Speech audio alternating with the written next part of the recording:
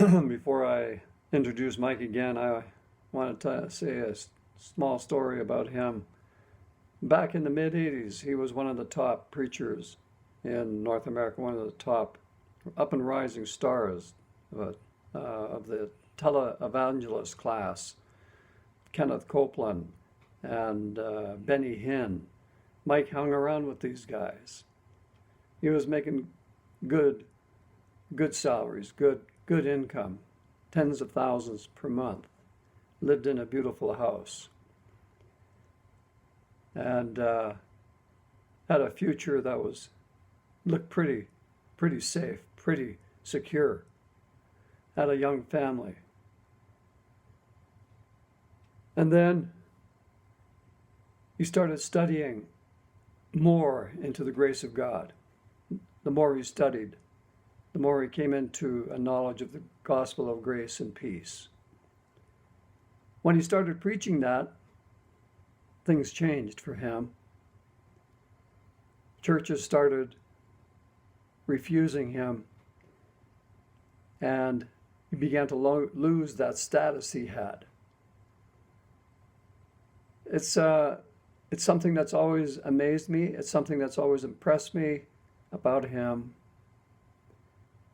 Something that adds so much credibility. When someone is willing to give up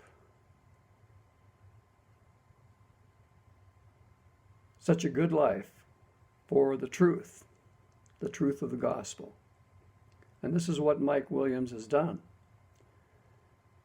Over the decades that followed, it's been a struggle for him, a struggle financially. He's lost a lot of his contacts, but he's kept preaching the gospel. And today, with a small group, he is coming into truths in the New Testament that are just so exciting. I'm personally been very privileged to be part of that group that has learned from Mike. We have been privileged to learn and appreciate and understand this wonderful gospel, thanks to Mike. Reading in context, understanding what Paul the apostle was saying in relationship to other apostles. Yeah, they didn't like each other. We've learned that. They preached different gospels. We've learned that. Dualism. The mystics. And now recently, just in the latest podcast, we've learned about what Jesus said, it is finished. What is finished? Mike has been just an endless supply of interesting and life-giving information. So it's my sincere privilege again this afternoon, for this afternoon's session, to introduce my dear friend and brother in the Lord, Michael Williams. Come on up, Mike. Good afternoon, everyone. I hope you're enjoying the Fall Calgary Conference virtually around the world. And I know that you've had to enjoy the teaching. I know I have, and we want you to enjoy even more. There's so much more to come. I'm going to be picking up on where I left off last night and see if we can't fill in some of the blanks and maybe create some more questions. I want to remind you that Sunday night is going to be a very special time, and these times are Eastern. We do apologize about that to our Canadian folks, because I'm used to being there, and the meeting starts at 7 in the evening, and then the hours that we have set up. But when we were doing it and was working with Daniel, I told him 7, and of course we were in our own cosmos, where it was 7 o'clock Eastern, so we missed that a little bit. So we do apologize about that. The nice thing is you can go back and listen to this anytime you want. You can either listen to it as it is being broadcast, or you can go back and listen to it any other time you like. There's so much here in this teaching, and I know that Daniel has shared with you now, and we're going to continue on. There's going to be a lot more to come. We've been studying in the book of John. The book of John is really replete with this subject, and that's why we've not had to go anyplace else so far to be able to teach about this. It's all in this one book. I would love to start with John chapter 1 and go all the way through now with the understanding, especially of the word cosmos and the finished work of Christ being the finished work of God, that he finished God's work. Therefore, letting us know very clearly that when Jesus came into this cosmos, he came to save the cosmos. He came to save this. Here we go again. I know you're going to get tired of me putting my fingers up in your face. But Jesus came into the cosmos, the orderly arrangement of the unfinished work of his Father. You see, Jesus knew when he came here to the earth in his human form that he was coming into the unfinished work of God himself. He was coming into this unfinished work that he and the Father had performed, because without Jesus was not anything made that was made. So Jesus understood what he was here for. He was here to save the cosmos. The cosmos being an orderly arrangement, a decoration, if you will, the way things are put together. We use this word world in its cosmos understanding all the time. Just like I moved from Florida up to Tennessee 2 years ago, it would be 2 years ago exactly, November the 15th. And we've used it in its proper context. And I would literally say after I got here, boy, this is a whole different world, whole different cosmos than what I was in Florida. Because in Florida, the cosmos is completely different. It is an orderly arrangement. There's beaches, there's the ocean, there's palm trees, it's flat. I'm in East Tennessee, we don't have any of that. But we do have an orderly arrangement. It just happens to be not anything like South Florida.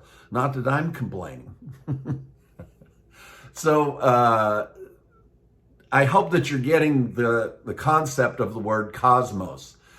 The term cosmos, as is in this case where it is used the word world. Now there's other words in the Greek, so you have to be careful as to what word is being used.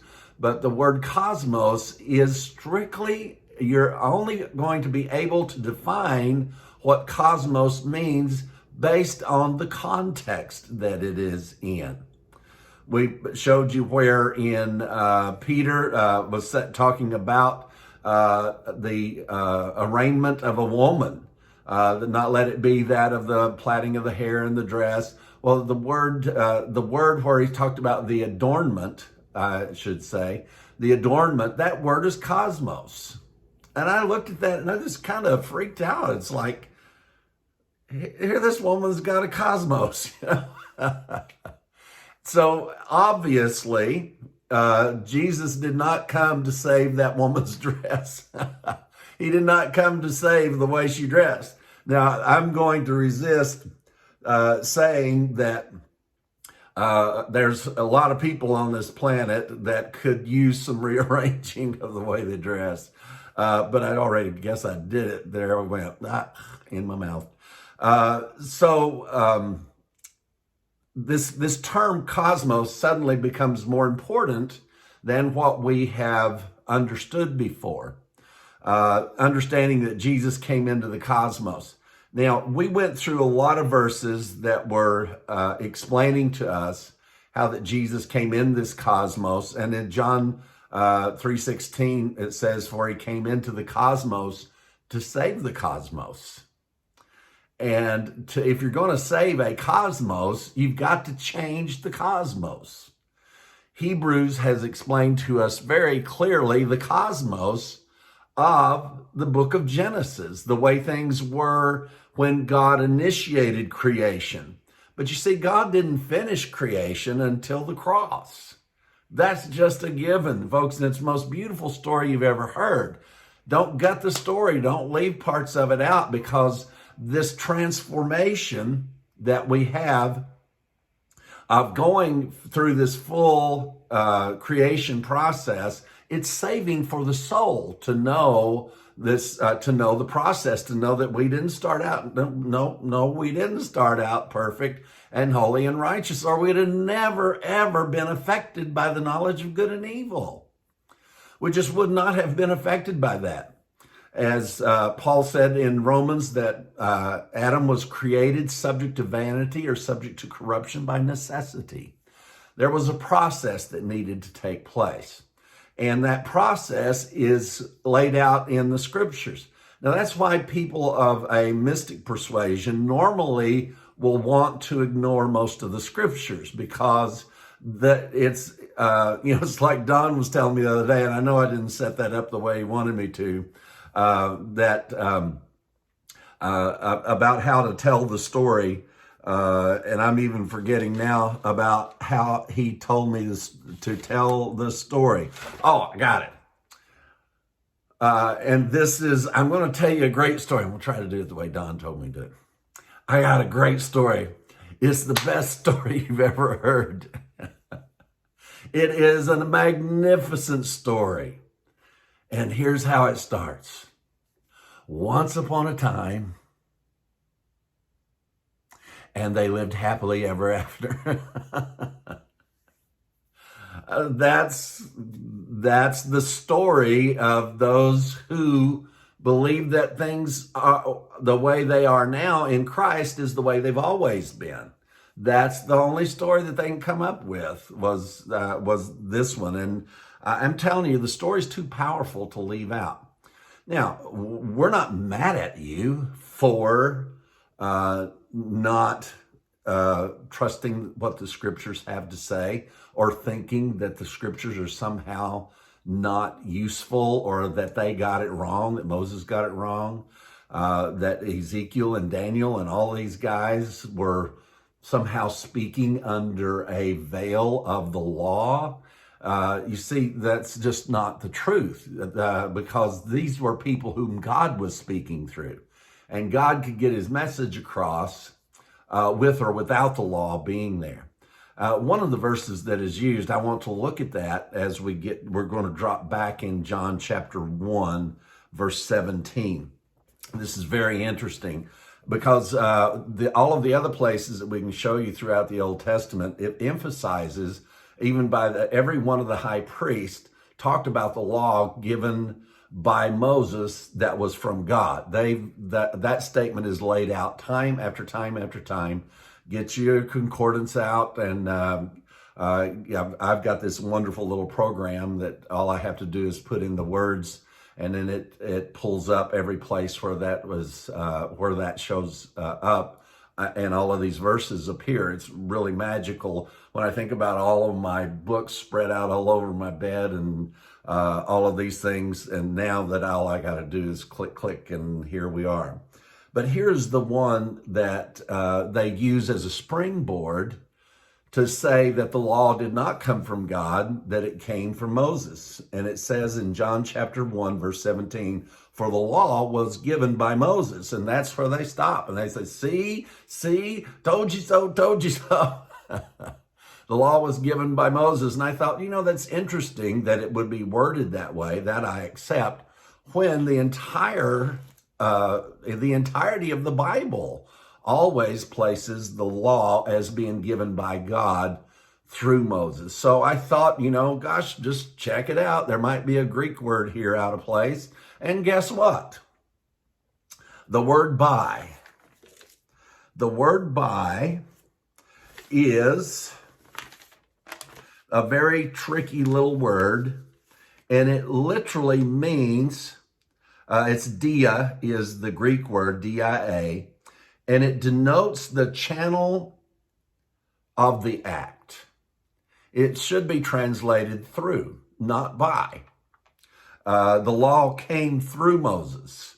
And the definition of dia, the translation of that in the Greek, it means through and denotes the channel of the act.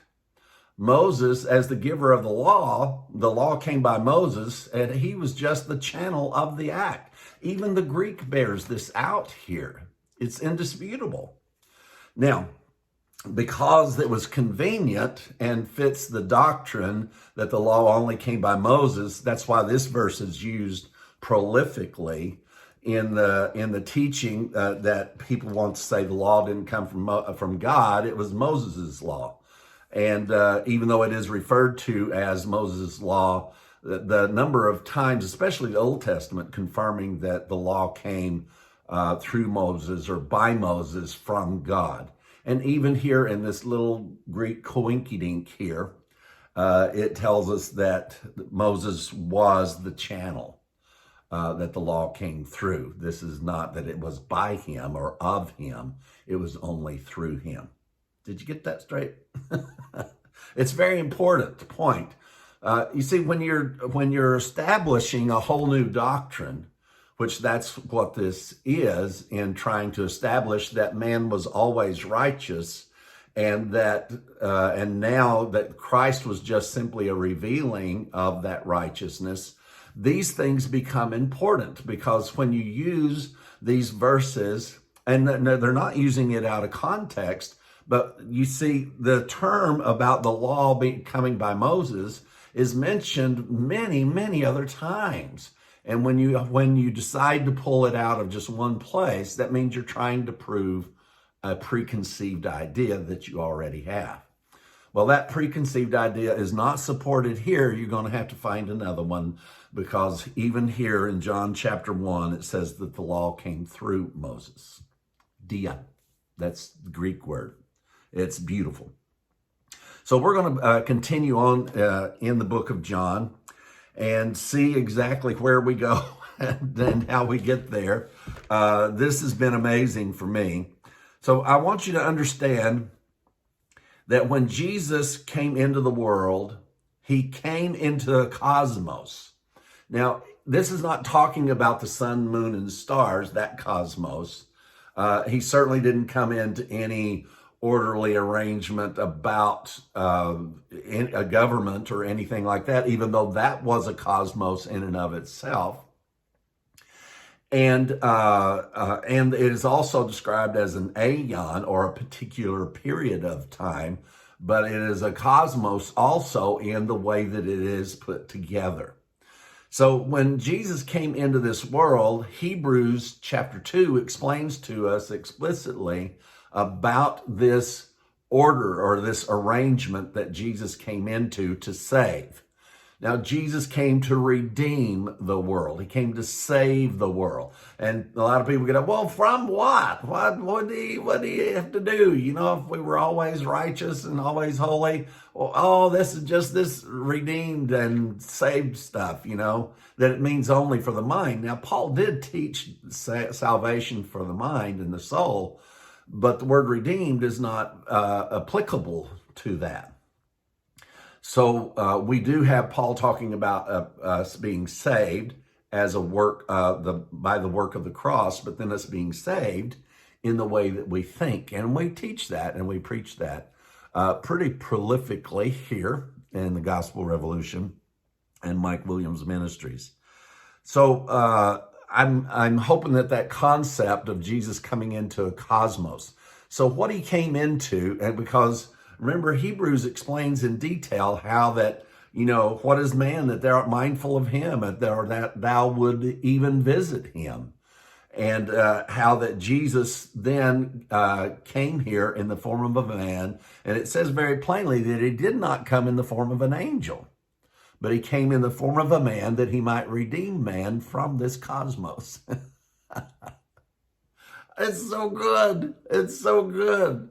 Jesus came to take man and lift him out of his cosmos, out of that orderly arrangement that was only the beginning. I mean, it literally was just the beginning work of God that was not to be finished for a long time later. And you see, what is in between is where we learn. So when you take out all of that, you take out our learning process. And if you take out our learning process, you're taking out the power of the gospel. If you take out the power of the gospel, you take out the saving of the soul.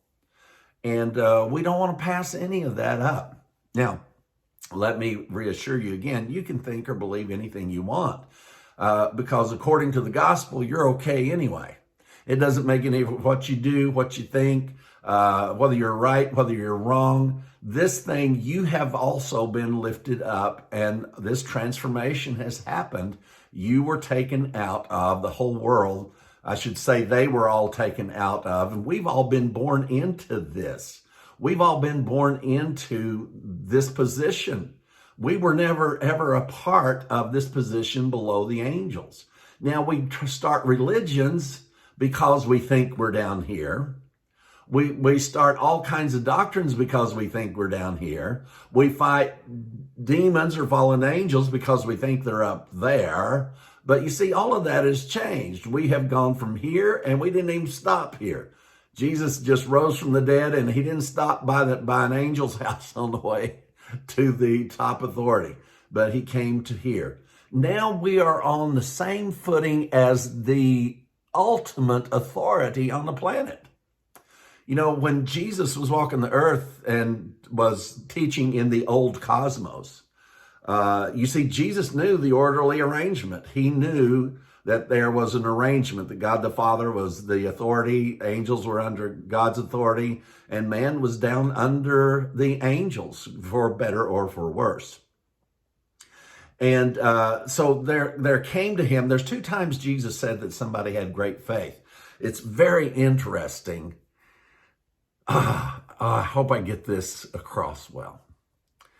One of them was the centurion. And remember, the centurion came and asked him to heal his son, who was not there. He was too sick to even get there.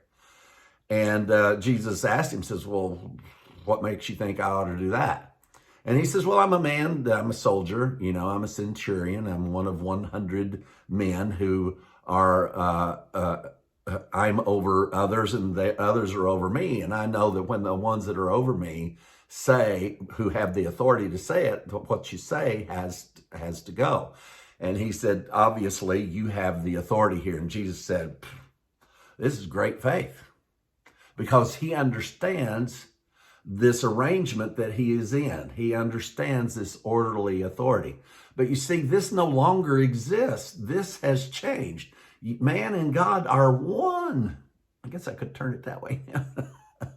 Man and God are one, and each other with God. We are all one together in Christ, in God. And so the need for faith between you and God has been abolished. You don't even need it.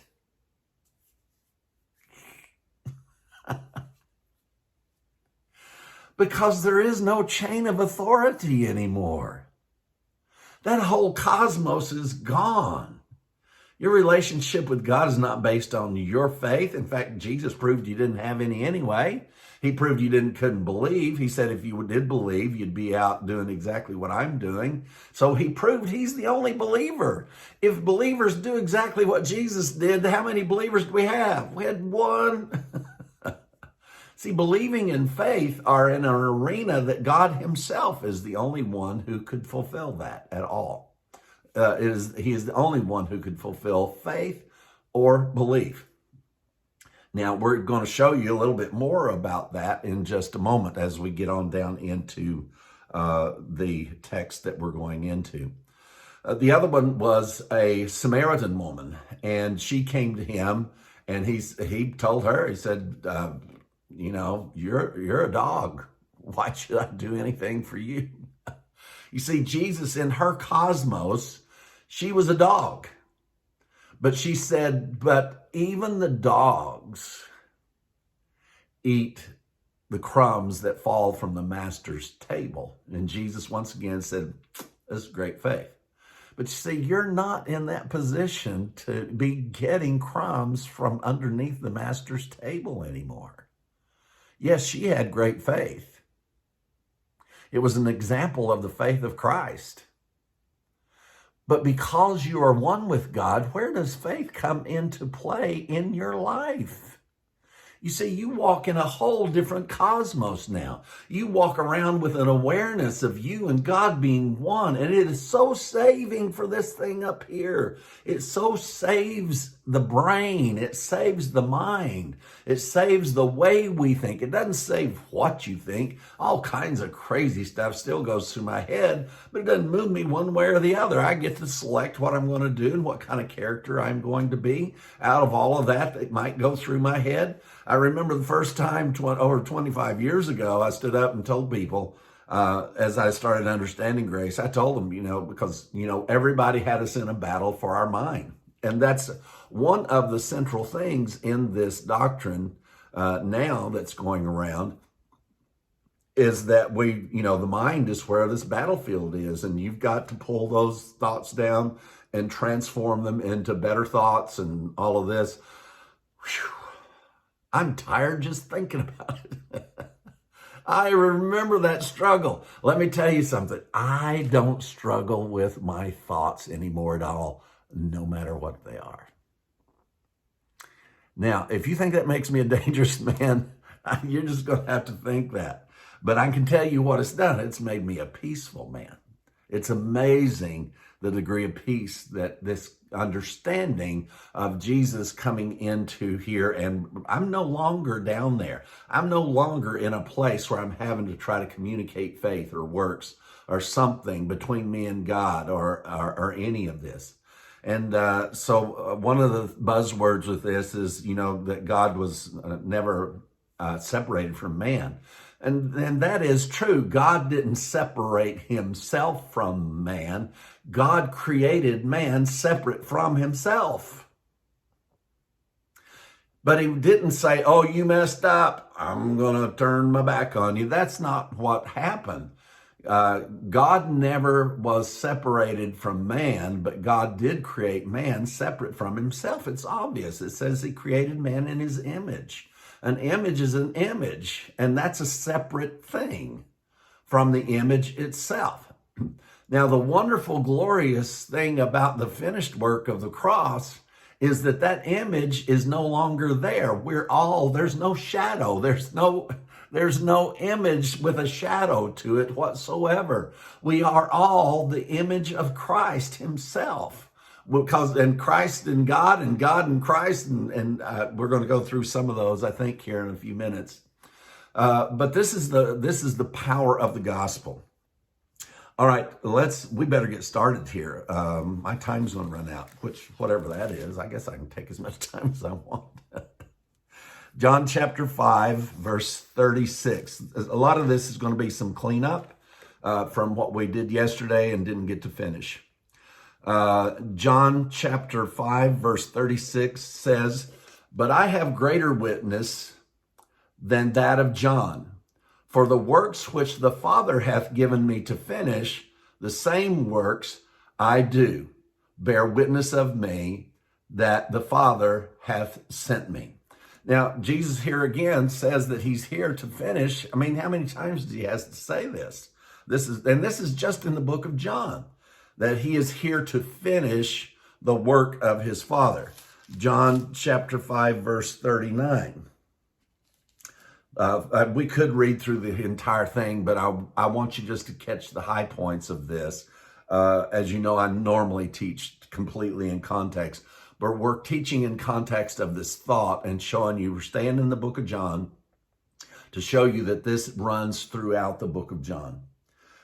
John chapter 5, verse 39, "Search the scriptures, for in them you think you have eternal life, and they are they which testify of me." So you see, the scriptures testify of Jesus. Jesus is the one who told us you can trust the scriptures. Anybody who tells you can't trust the scriptures, don't trust them.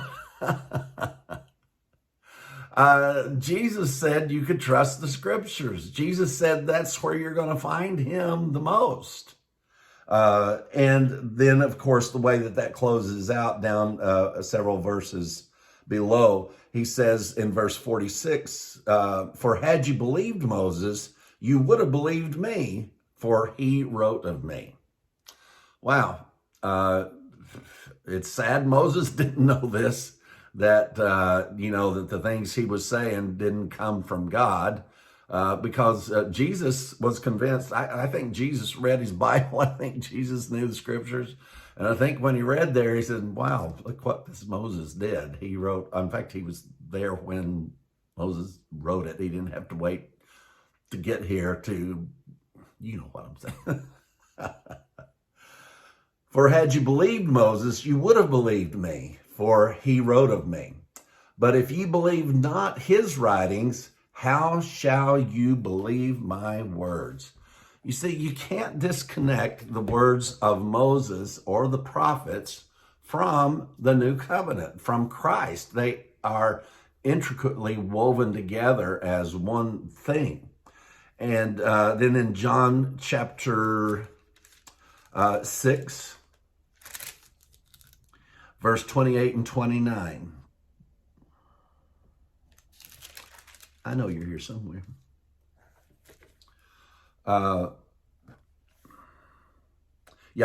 John 6, 28 and 29. Then said they unto him, what shall we do that we might work the works of God? So Jesus was saying he came there to finish God's work. And he said, okay, if you want to be a part of this, this is what you got to do, because this is a work of God. Jesus answered and said unto them, this is the work of God, that ye believe on him whom he hath sent. Wow. So by the time we get to chapter 19, where Jesus says it is finished, the only conclusion I can come to is that one of the number one things that was finished is believing. Faith. This incredible faith that we've been delivered into his faith, not our faith, because there's no position of authority above you. You're equal with that authority. You're not in a position to where you need to find permission from the authority. You don't have to answer to the authority, because you and the authority are one. Now, this concept is mind-blowing, and it is also revolutionary. If this cosmos that we're in now ever gets the understanding of the cosmos that Jesus has completely left us in, we get to get a lot of our thinking straightened out really, really quickly. Let's turn to John chapter 6, verse 36 and 40. 36 through 40. John chapter 6, verse 36. But I say unto you that ye also have seen me and believe not. All that the Father giveth me shall come to me, and him that cometh to me I will in no wise cast out. For I came down from heaven not to do my own will, but to do the will of him that sent me.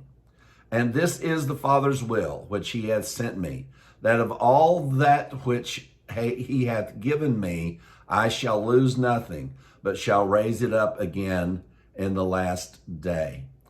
And this is the will of him that sent me, that every one which seeth the Son and believeth on him may have everlasting life, and I will raise him up at the last day. So you see, believing, Jesus made sure believing is very much required in this process. But the wonderful thing is that the only believer there was, and the only one that was needed, was Christ himself. Are you doing the works of God? Are you healing the sick, raising the dead, and casting out devils? Because Jesus said, if you are a believer, you'll do these things. Jesus also said, if you have any faith at all, the size of a grain of mustard seed, you could speak to mountains and they'd go flying through the air. So don't talk to me about people that have faith. Don't talk to me about people who are believing and God is responding to their believing and their faith is working for them. You're living in an illusion, and you know you're living in an illusion. It's a fake world.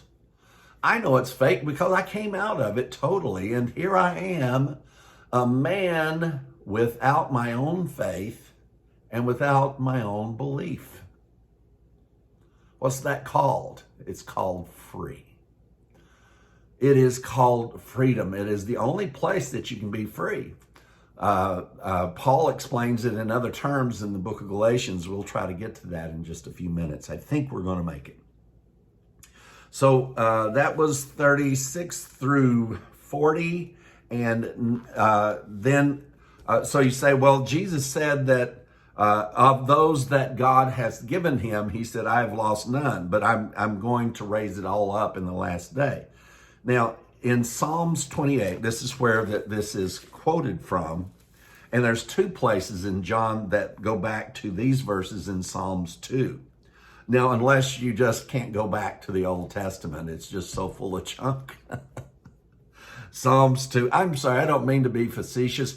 I just refuse to leave this planet while there's voices out there telling people that the scriptures cannot be trusted. I'm not going to keep quiet about that and let this message that totally denigrates, it's denigrating Christ, because if you don't believe Moses, you don't believe anything about Jesus anyway. That's what Jesus said. It's just not even possible that the continuation of this understanding comes all the way through the scriptures to the cross. And this is the verses that's being quoted from here in verse 6 of Psalms 2. Yet I set my king upon my holy mountain. It's talking about, it's a prophecy about Christ, as you'll see. I will declare the decree. The Lord hath said unto me, thou art my son, this day have I begotten thee. All right, is it clear that we're talking about Jesus? Ask of me, and I will give thee the heathen for thine inheritance, and the uttermost parts of the earth for thy possession. Wow. So what did the Father give him that he didn't lose any of? He got everybody, including the heathen. He got unbelievers. He got everybody. And when, and as Romans, as Paul taught, that once that God declared all in unbelief, that he might redeem all of us. You see, it required unbelief, not belief. The thing that was required was our unbelief and his faith, or his belief. And once we got the one that had the faith and had the right belief, then God raised us all up into this brand new cosmos. It's a whole new cosmos. I've been listening to Disney's song by Peebo Bryson, A Whole New World. You might want to pull it up on a playlist and listen to it.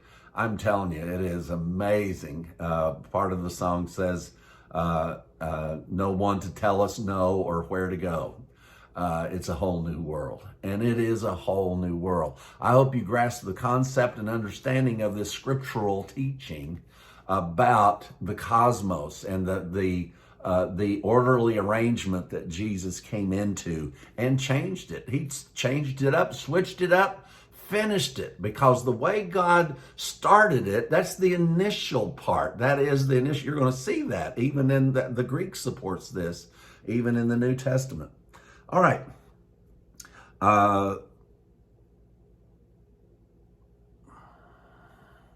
So you've come way beyond that. In the book of Romans chapter 10 explains how that the follow-up to that is Romans 10. How it ends in that chapter. He says, "For I was found by them that didn't ask for me, didn't seek me, didn't call for me." And Paul had just quoted, "Whosoever calls on the name of the Lord shall be saved, and faith comes by hearing, and hearing by the word." But the conclusion was, that's not how it's going to happen.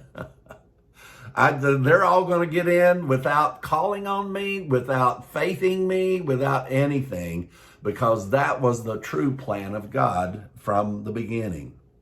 Now we're going to John chapter 19, the verse that ties all of these that we've gone through together in a continuing story. And this is found in John chapter 19. And I'm just going to read verse 30. When Jesus therefore had received the vinegar, he said, "It is finished." What is finished? God's work is finished. Ooh. God's work is finished. Do you know Jesus is called our Sabbath? The day of rest? You getting this? It's such a fractal nature. It's just one thing relies on the other, that relies on the other, that connects to the other. And you don't have to teach a different doctrine and a different thing. Well, now we're going to teach you on faith. Now we're going to teach you on tithing. Now we're going to teach you on obedience. None of that stuff, folks. The gospel is a woven cloth from top to bottom. It is absolutely amazing that it all is woven together. And you don't need a brand new gospel. You don't need a different one. The gospel of peace is plenty good enough, certainly good enough for me, and it's good enough for you, whether you know it or not. It is finished. Now, again, let's see what is finished. God's work is finished. God's work is finished. What work was finished? The work that wasn't finished. Whatever God did, it wasn't finished. And it's actually proven out in the creation story. It says at the end of these 7 days, God rested. Well, if he had finished, it should have said he retired, but it doesn't say that. And now here Jesus is our Sabbath day rest. Gosh, people, this is so incredible. And I know that the concept is huge. But here is the big picture of this magnificent work of the cross. Don't reduce the work of the cross to just a revelation, because that just is not true. Jesus obtained this for us. He completed this. He completed the work of God. And even as they ask him, what can we do to do the work of God? So then Jesus identified the work of God, and he said it's to believe. And then he went to the cross to finish even that work. Jesus is Lord, not because you make him Lord. Jesus is Lord because he's Lord. No other reason. Turn with me, please, again. John chapter, we just went through John chapter 19. And this is the new reality, this new creation. That's what the New Testament calls it. It is a creation that never existed before, a part of creation that never existed before. A creature. We are now manifestly made into a creation that never existed before. That's what it means. It doesn't mean it's always existed and just now been revealed. There is nothing that in context or connotation or inference at all is ever made to that particular effect. Let's go back and spot check in John chapter 10, because there's a lot, because of as you can see, the veracity of this subject. There's a whole lot here about it. You just got to get your book of John out. Now, Don, close your ears just a minute. I'm going to ask them to listen to Alexander Scorby.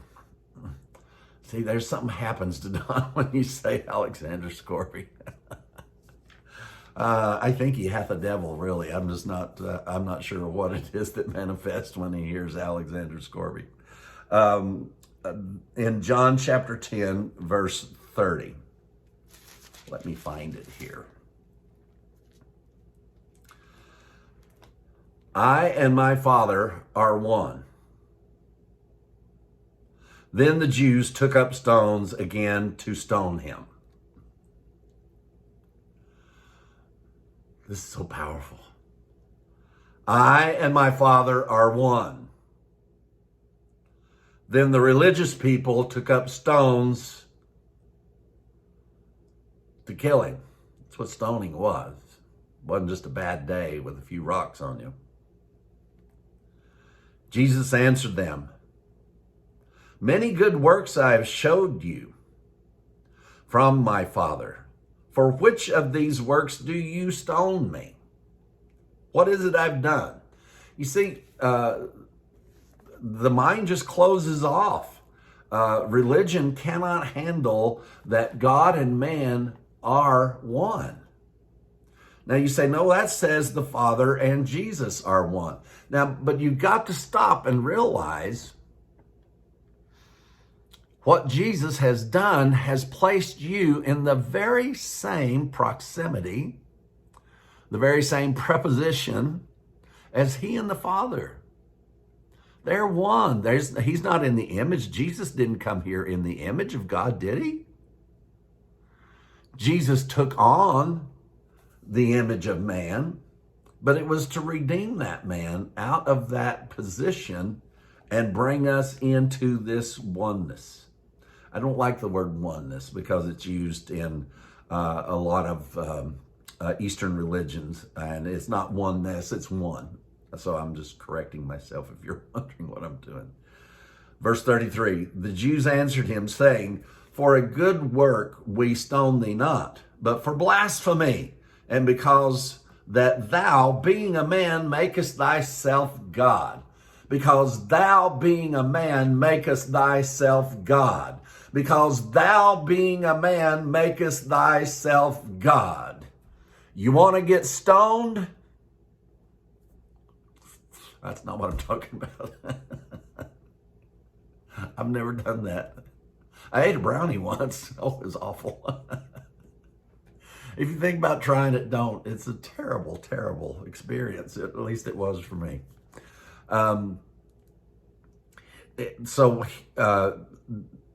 If this is the thing that they were upset about, that you being a man, you make yourself God. But see, he didn't make himself God.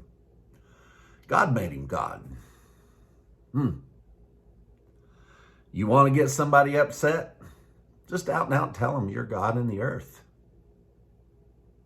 Dare you? I don't. I live in East Tennessee. And it's kind of like the instructions in the book. There's a synagogue on every corner. You just can't say all this stuff out loud. Jesus answered, said, which for a good work, they said to him, it's not for a good work we stone you, but for blasphemy. Jesus answered and said, is it not written in your law? I said, ye are gods. That's Psalms 82:6. You know this, I battled with this verse throughout my Word of Faith days, my Christian days. I had people bring it up, and I tried to put an apostrophe in there. I did everything to it that I could. And this is also out of this is out of Psalms 82:6. So here again, we're in the scriptures in the book of Psalms, says ye are gods. Now remember, all of this was prophetic in nature.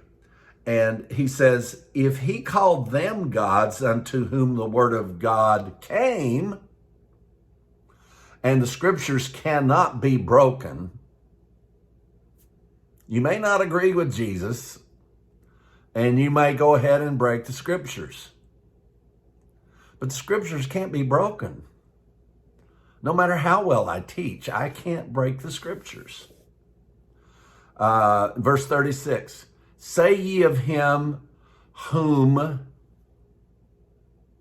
the rather hath sanctified, and whom the Father hath sanctified. I had some notes written down there, and I wrote over Father somehow.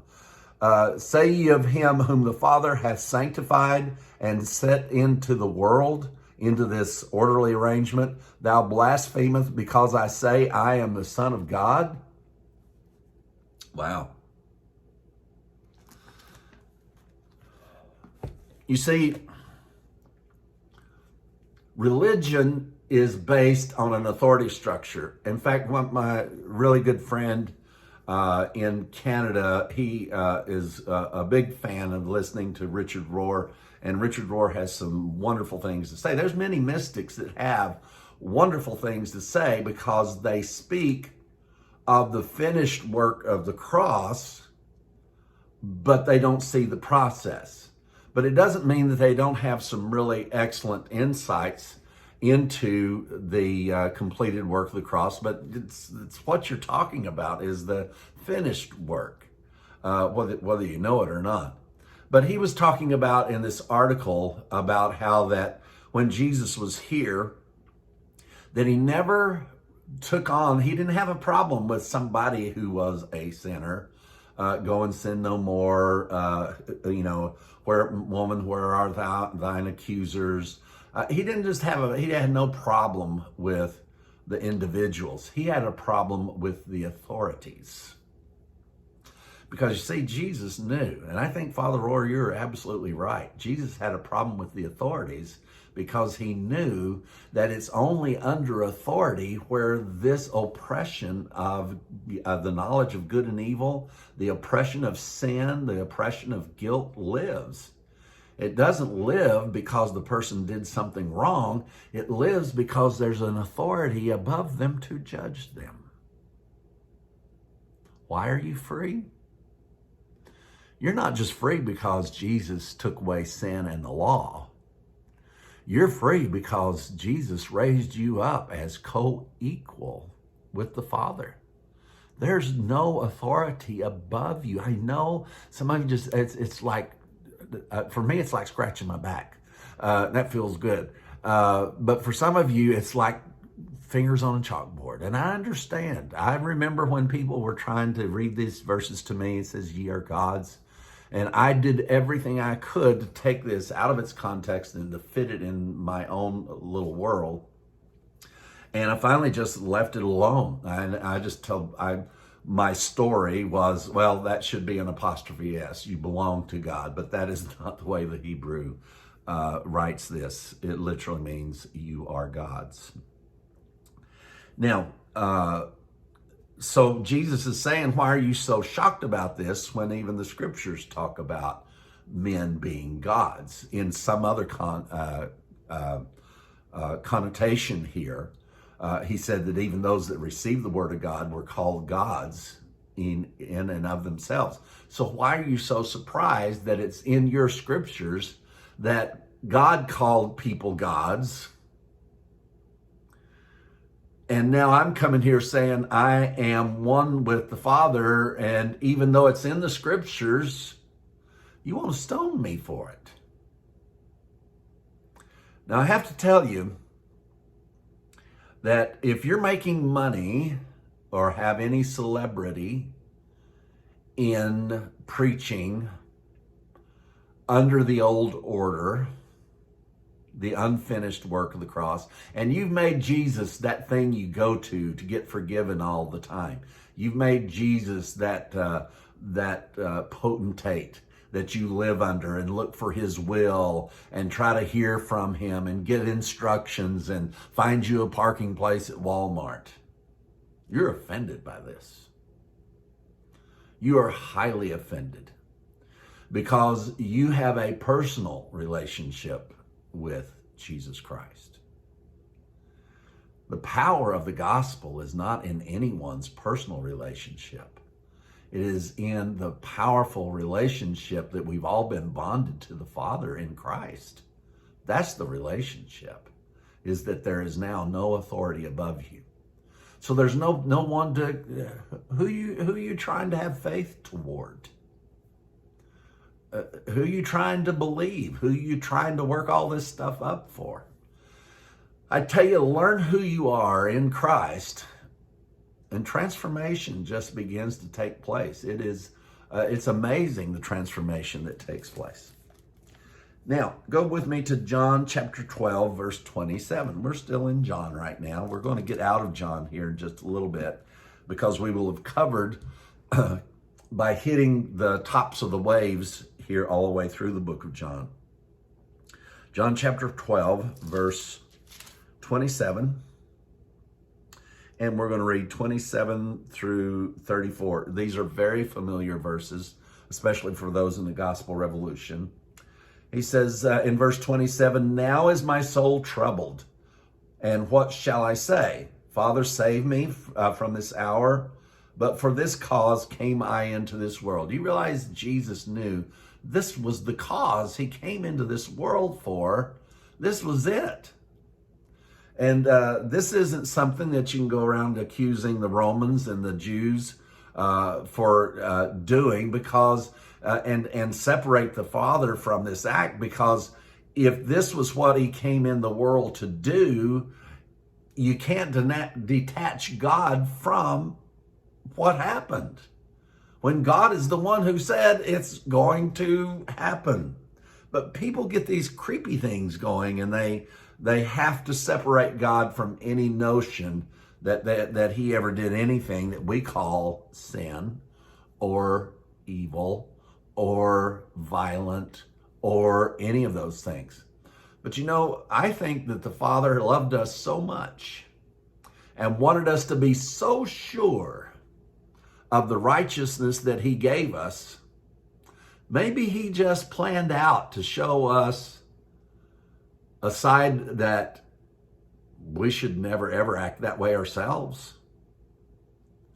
But what else was going to prove to us that the righteousness he gave us is unmovable?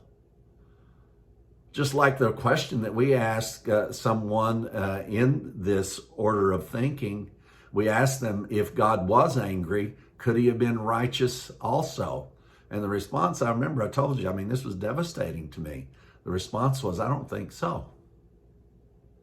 And that was sincere. They just didn't think so. Because you see, their mind had already changed to something that is untrue, and now they're judging God. If you have to say that God can't be angry and righteous at the same time, you're judging God by the tree of the knowledge of good and evil, plus canceling out half of the Old Testament and a lot of the New Testament also that refers to all of that. Gospel of peace is powerful, but it is good news. Peace has been declared. It is not a revelation of a peace that's always been. All right, where did I say we were going? Yeah, you guys know these. "Now is my soul troubled, and what shall I say? Father, save me from this hour. But for this hour came I into the world. Father, glorify thy name." Then came there a voice from heaven saying, "I have both glorified it and will glorify it." The people, therefore, that stood by and heard it said that it thundered. Others said, "An angel spoke to him." Jesus answered and said, "This voice came not because of me, but for your sakes. Now is the judgment of this cosmos." This cosmos is about to be judged. Now, a judgment in and of itself never hurt anybody. It's the verdict that hurts you. But the judgment, this judgment and this, and you know, once a judgment comes down, things change, regardless of whether it is for you or against you. "Now shall the prince of this world be cast out. And I, if I be lifted up from the earth, will draw all unto me." Now, so Jesus is explaining here very clearly about the issue of judgment. And he said, not only am I finishing the Father's work, this is how I'm going to finish it. I'm going to finish judgment. I'm finishing righteousness. I'm finishing creation. I'm finishing it all. It's all being finished at the cross. "And if I be lifted up, will draw all unto me." Verse 33, "This he said, signifying what death he should die. The people answered him, We have heard out of the law that Christ abideth forever. How sayest thou the Son of Man must be lifted up?" They knew he was talking about crucifixion. And then went on to ask him questions. So let's go from there. I don't want to keep you a long time in one setting, but there is an awful lot to share. We're going to continue on in John chapter 17. We're still in the book of John, still on the same topic. John chapter 17. Oh gosh, there's so many good things in here. I start flipping the pages. It's like I want to stop and do that. It's like, no, you gotta finish your work, Michael. In chapter 17, verse 21. And I'm just going to pick up in the middle here. It's all just so amazing. But I want to show you now, remember what Jesus, in this same book, he said that the reason he was in trouble was because he was one with God. That's why they wanted to stone him to death, was he said he was God. And look what Jesus says then in this run-up to the crucifixion. In verse 21, that they all may be one, as thou, Father, art in me, and I in thee, that they also may be one in us, that the cosmos may believe that thou hast sent me. Now it's the cosmos. Let me tell you something. The cosmos is not necessarily people. The cosmos includes the entire orderly arrangement of God the Father, the angels, and mankind. Let me tell you something. The angels know it's true. The angels know they got demoted. That's for sure. He says, verse 22, and the glory which thou gavest me, I have given them. Wow. The glory that he says to the Father, the glory you gave me, I've given them. That they may be one, even as we are one. Now, I'm telling you, I know that's shocking to say that you have no authority above you. Therefore, no faith is required. Therefore, no believing is required. Therefore, no trying to find out the will of the one that's above you. It's called freedom, folks. You may be under a benevolent king, or you may be under a tyrannical king. Benevolent or tyrannical, you're still a slave if you're under the authority of anyone. You know, the formation of this country, man, if we only knew the power of the idea that this country was formed under, and I don't think there's hardly anybody that really understands this issue of this place where no power is supposed to exist at all. That there's no authority. You know, it's we the people. It's not they the government and then we the down heres. That's just not the way this was established. And I'm not telling you any political, because I can tell you, I don't know a party that understands this at all. This incredible thing, because everybody that gets into the positions, they want to start exercising their authority over people, one way or the other. But you see, it's we the people. We're the ones we are the government. And Democrat, Republican, Independent, it doesn't make any difference what you are. That's how this country was formed. Now, I don't think that we're living it out that way, but you know, maybe someday we'll catch on to the idea of the matter. And he goes on in verse 23, I in them and thou in me. It's like this is like a tongue twister. And Jesus has Tourette's all of a sudden about one and me and one and you and one and they and us and them and they and in. It's amazing that he wants to make sure. Now here we're in John chapter 17. Remember, we've come this far for Jesus to wrap this up before he goes to the cross to tell us exactly what this is all about. I in them and thou in me, that they may be made perfect in one, and that the cosmos may know that thou hast sent me and hast loved me and hast loved them as thou hast loved me. How did God demonstrate his love to us? He brought us up to the same level as he. I remember I suddenly got this insight about love 30 years ago. That the only way you could truly love someone is to be in have to be equals with them. If somebody is above you, you can't love them. You can serve them, but you can't truly love them because you're not on equal footing. You're not the same.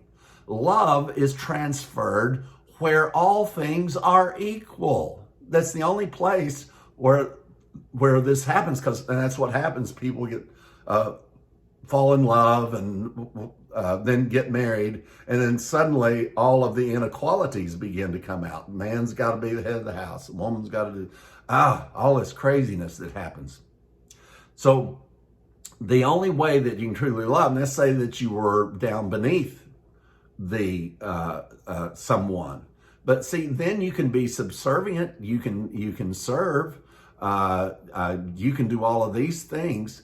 If they're above you, you can try to do that, or you can see them. If you're the one that's above them, is what I'm trying to say.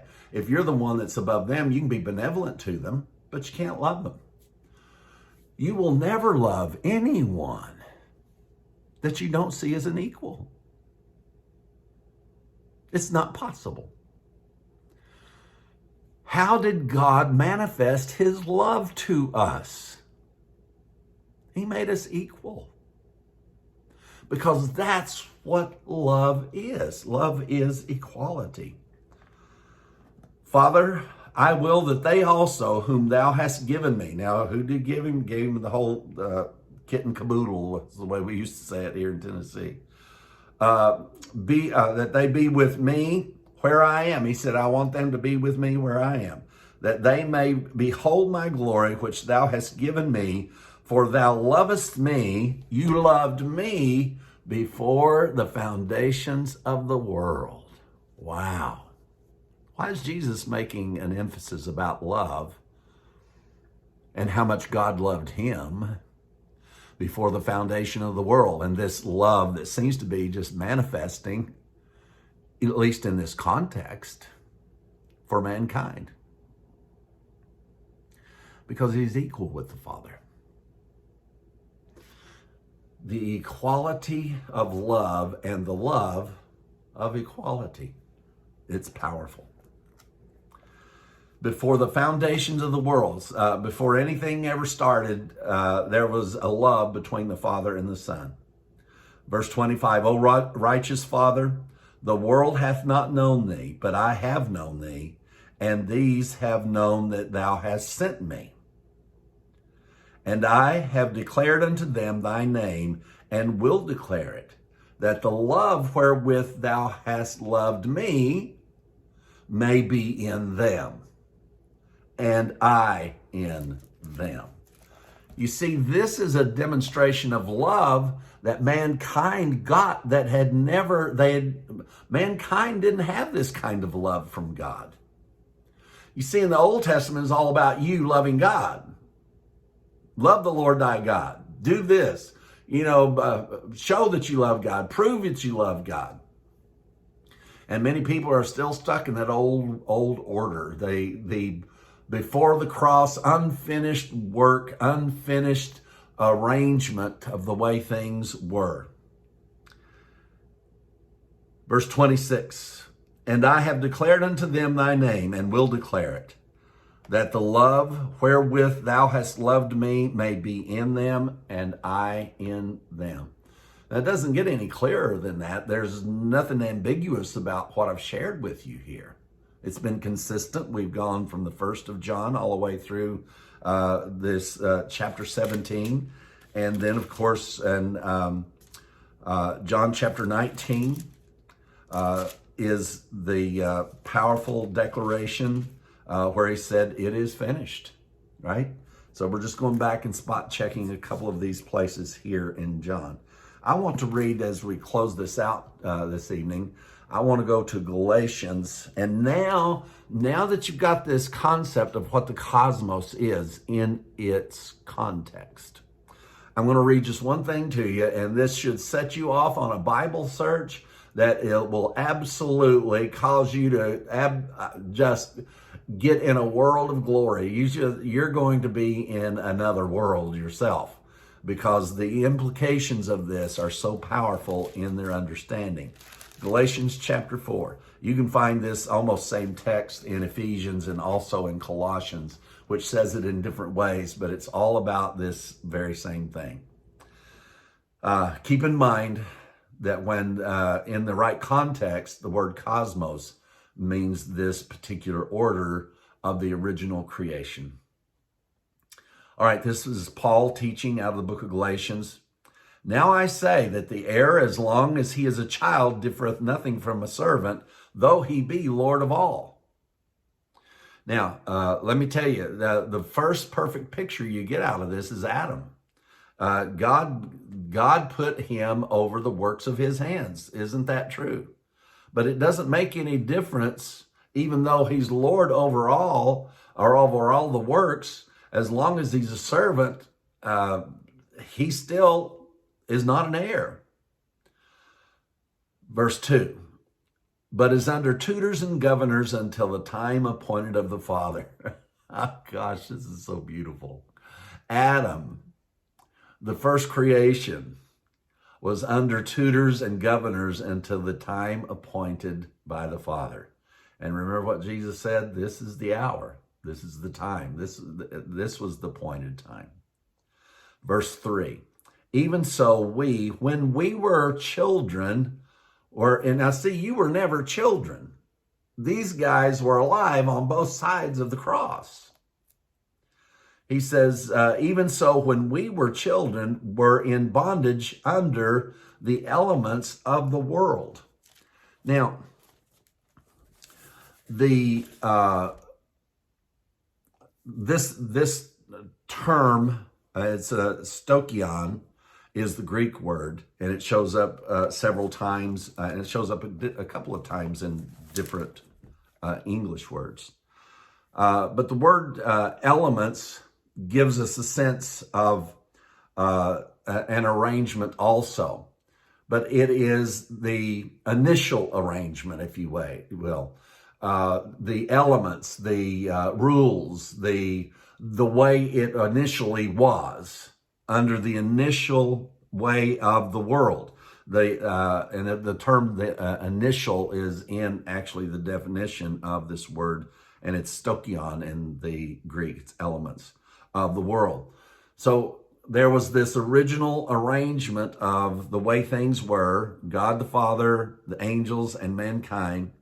But when the fullness of time was come, God sent forth his Son, made of a woman, made under the law, to redeem them that were under the law, that we might receive the adoption of sons. And because you are sons, and what is sons? Sons is equal with God.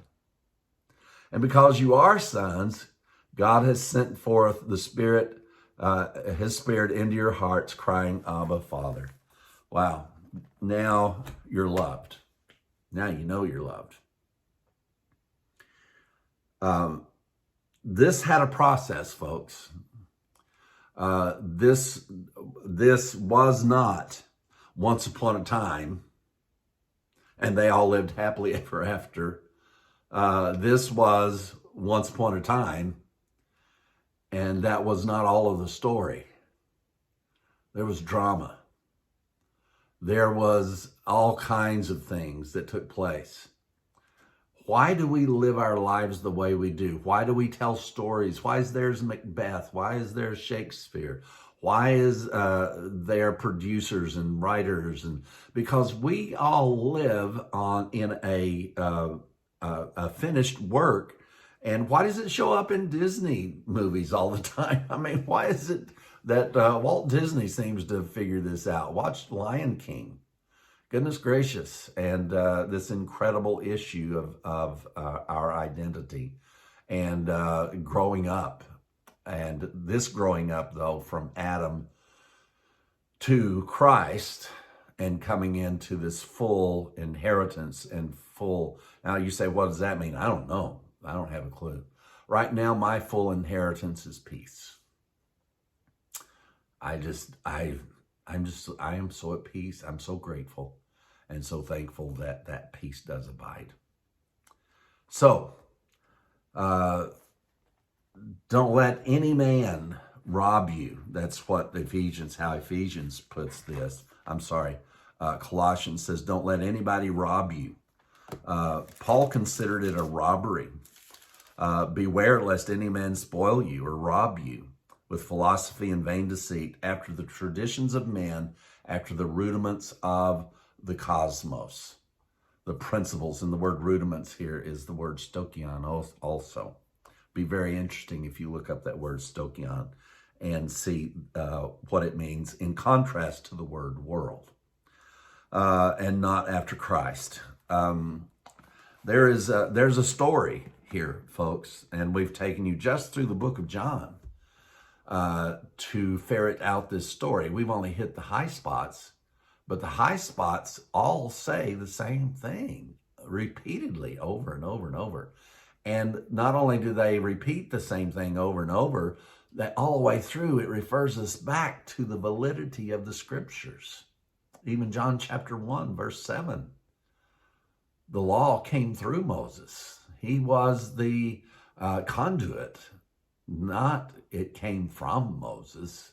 It came through Moses.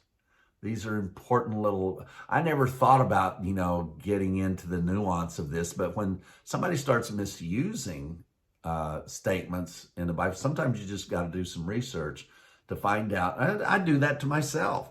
We'll be on the Powercast and Don will get an idea or I'll get an idea, and then we go in just to see, and we'll stick our necks out on the chopping block. And then we say, well, let's check and see, though. Let's check this and see whether or not this concept that rabbit trail we're trying to go down is correct. And we'll go into the scriptures, we'll go into the Greek and the Hebrew, and there's been many times you said, no, this is not, no. No, I was kind of thinking it might be that way, but now I see no, we're not going there. You got to have something to give you a glide path. There's nothing wrong with having no glide path. There's nothing wrong. I want to say there's nothing wrong with it, but I can't. There is something wrong with saying that the scriptures got it wrong, that Moses got it wrong, that the prophets got it wrong. There really is something wrong with saying that. Now, it's only to the person's own detriment or to those who might be listening. But if you want to brace that for yourself, I've got no problem with that whatsoever. I've got, there's people in my life who are atheists, who are mystics, who are Pentecostals, who are a whole lot of things. And that's to their credit and to mine that we are still friends, even though we don't agree with each other. But when you got to start taking your marbles and going home, there's something wrong. You don't have to do that. I'll have to say that during the process of this gospel revolution, I don't remember one single time that I had to break off communication or relationship with anybody because they disagreed with me. Now, I've had it happen to me more times than I can count. Goodness, it's just like I told you the Friday night about the two churches that one padlocked the doors and the other one marched me out the front and had me to pack up all of my tapes and put them in the van and leave before they would dismiss the service because they didn't want the people around me or my tapes at all. I want you to consider the reality if what we read tonight is true. There's no authority over you. You are one with the authority. Peace. Peace I give unto thee. My peace, Jesus said. How did Jesus give us a peace that we didn't have, that he had? Because when you're one with the authority, you're at peace. Let that peace saturate your mind. Let the scriptures pull you home to the gospel of peace and understand that regardless of whether we understand all of the ins and outs of it. The fact of it is, if God was angry as stated, if he was as maniacal as stated, the one thing you can come away from it with, rather than trying to deny it, is just how strong God's righteousness is. And you've got it. He gave us his righteousness. That's good news. This completes our 2 o'clock session. Please refer to the schedule to see when the next session starts and who's going to be speaking. Love you guys, and we're going to be here all weekend. Remember, Sunday night, we're going to be explaining to you how to get on this Zoom conference, and we'll just all get together and talk. You can come on and say whatever you want. You can say how wrong or ignorant I am. That's quite all right. Believe me, you won't be the first to ever say it, and I guarantee you won't be the last. Our times, again, are Eastern Standard Time. I think that I messed up a bit on that because I just didn't stop to think that I'm not in Canada as I'm making this schedule up. Be sure and look at the schedule, and there's going to be a lot more speakers coming. All right? We love you guys.